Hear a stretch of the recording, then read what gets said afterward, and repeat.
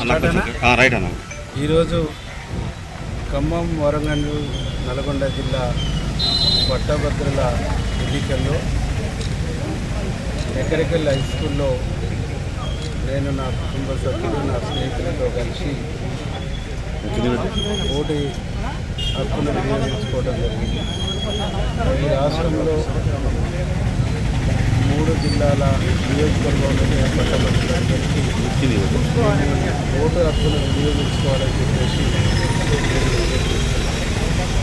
Vote హక్కు అనేటువంటిది భారత రాజ్యాంగం మనకు కల్పించినటువంటి ఒక గొప్ప అవకాశం. ఒక మంచి అభ్యర్థిని ఎన్నుకునేటువంటి అవకాశాన్ని కాన్స్టిట్యూషన్ మనకి ఇచ్చింది. కాబట్టి మీ ఓటు హక్కును వినియోగించుకోవాలని చెప్పేసి